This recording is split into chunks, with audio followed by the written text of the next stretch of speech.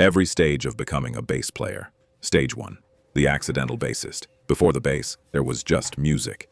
You spent your childhood bouncing from one instrument to another, but like every teenager who watched one too many rock videos, you eventually landed on the guitar. That was the plan. Learn a few Metallica riffs, convince your parents to buy you a cheap practice amp, and start a band with your friends. The first rehearsal was in someone's parents' garage. 3 guitars, a drummer who hit way too hard, and absolutely nobody playing bass. The room went quiet. Then someone looked at you. You already play guitar. It's basically the same thing. A few days later, you walked into Guitar Center, picked up a black Squier Bronco bass, grabbed a Fender Rumble 15 because the salesperson said you'd need an amp too, and walked out convinced this was just a temporary detour. You learned the root notes, survived the first rehearsal, and kept telling yourself the same thing after every practice. We'll find a real bass player eventually. You never did. Somehow, that little Bronco bass became the instrument that quietly changed the rest of your life. Stage 2. The root note era. At first, bass isn't something you practice, it's homework. Every week your guitarist sends you a list of songs with a text that says, the bass parts are easy. And he's right, at least for now. You discover that if you can find the root note, stay in time, and avoid getting lost, you've already done about 80% of the job. Your left hand barely moves. Your right hand only knows one speed.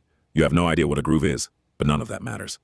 Because a month later, you're loading your Bronco bass into the back seat of your mom's car on the way to your first real gig.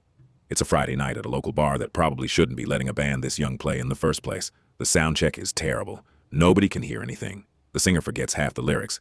The guitarist breaks a string before the second song. And somehow, it's the most fun you've ever had. You don't remember what you played that night. You barely remember the songs. What you remember is packing up at 1 in the morning, your ears ringing, somebody handing you $40 and a free burger, and realizing that people actually do this for a living. That was the moment everything changed. You didn't fall in love with the bass. You fell in love with gigs. The bass just happened to be your ticket onto the stage. Stage 3, the working bass player. Word gets around surprisingly fast. Not because you're the best bass player in town, because you show up, you learn the songs, you don't complain, and most importantly, you actually own a bass. One day your phone rings. A country band needs a bassist for a few weekends. You've never really listened to country before, but you say yes anyway. By Tuesday, you're learning 50 songs. By Friday, you're on stage. Turns out country bass isn't about playing more notes. It's about playing the right notes. Root, 5, root, 5. All night long. Somewhere along the way, your timing gets better without you noticing. You start locking in with the drummer instead of chasing the guitarist. Playing in the pocket becomes second nature. The gigs start piling up. A Friday here, a wedding there, a last-minute fill-in because somebody else's bass is canceled. Before long, the money from playing starts paying for the gear.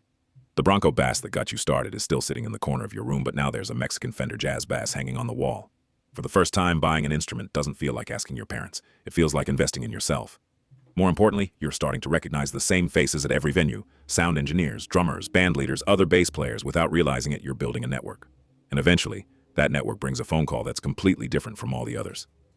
Hey, any chance you're free for an R&B gig this Saturday? Stage 4C, the wake-up call. You say yes before they even finish the sentence. An R&B gig sounds cooler than another night of playing country.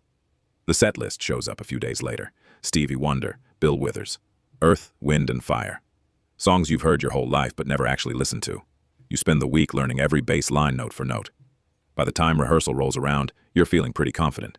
The first song starts. You nail it. Then someone stops the band. Let's take it from the 4. Silence. Another voice jumps in. Actually, make that first chord a minor 7. More silence. Then the keyboard player asks, can we tag the turnaround one more time? Everybody nods. Except you. The songs weren't the problem. You'd learned every note. The problem was, you had absolutely no idea what anyone was talking about. For the first time, memorizing bass lines wasn't enough. You needed to understand them. A week later, you're sitting in a tiny lesson room with a local bass teacher. You tell him you want to learn theory. He smiles. You spend the first lesson talking about major scales. By the second lesson, you're asking him to teach you how to slap instead. Stage 5, the slap year. The theory books stay closed, because right now there's only one thing that matters. Slap. For the next year, every practice session starts the same way. Thumb, pop, thumb, pop. You spend hours trying to sound like Marcus Miller. Even though you still haven't figured out why a 2-5-1 matters, every bass line becomes an excuse to slap. Rock songs, pop songs, country songs, songs that absolutely should not be slapped. It doesn't matter. If there's room for one extra pop, you're going to find it. Your teacher tries to steer the lesson back toward harmony. Walking bass, chord tones, ear training, you nod along. And then ask him to show you that double thumb thing one more time. Around this point, you also convince yourself that the problem isn't your technique, it's your bass. So the passive Bronco isn't enough anymore. You walk back into Guitar Center and leave with an active 5-string that has way more knobs than you know how to use. Now there are three basses leaning against your bedroom wall. The Bronco that started it all, the jazz bass that got you the gigs, and the shiny active bass that makes every slap lick sound at least 5% better. Looking back, everyone has an embarrassing phase. This was yours. Thankfully, your teacher was patient enough to wait for it to end. Stage 6. The leap. Your bass teacher keeps bringing it up. Have you ever thought about music school? At first, you laugh it off. Music school is for the kids who started on upright bass when they were 6. The ones who can hear a chord once and tell you every note in it. Not for someone who only picked up the bass because nobody else wanted to.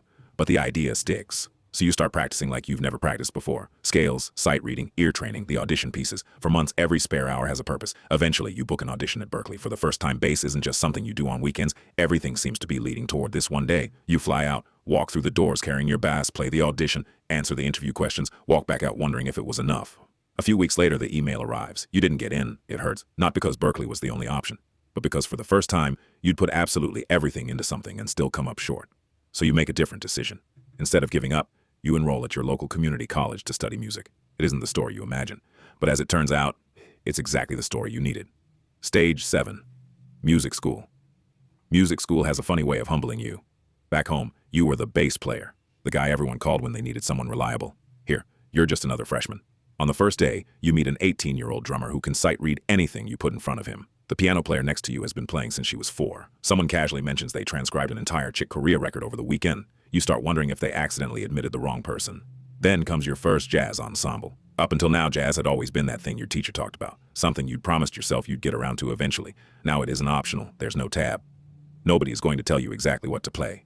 For the first time, you're expected to build your own bass line. The first few rehearsals are rough. You get lost. You lose the form. You accidentally walk over someone else's solo.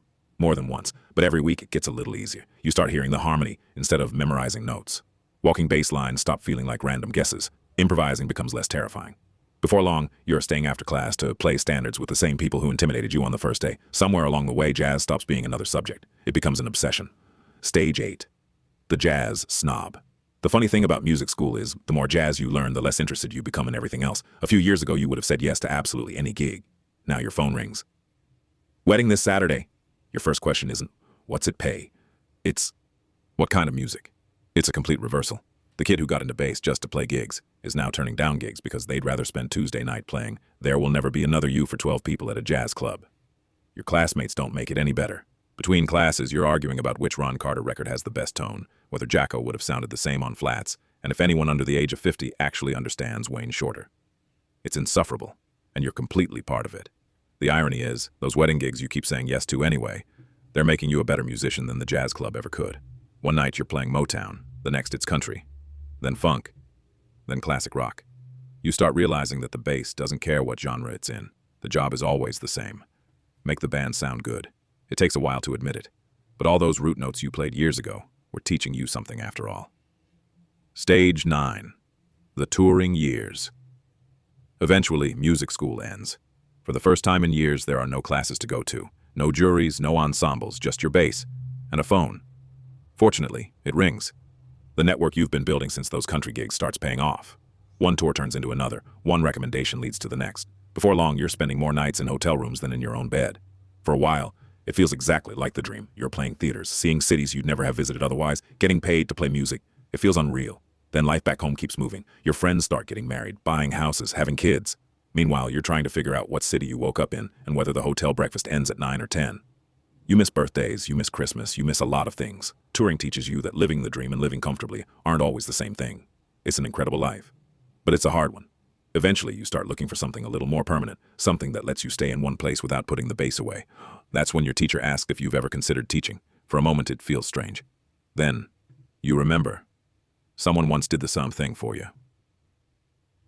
Stage 10. The mentor. The first student is nervous. He walks into the lesson carrying a guitar. Not a bass. You smile. You've seen this story before. He tells you his friends started a band. They already have 2 guitarists. They need someone to play bass. You can't help but laugh. Some things never change.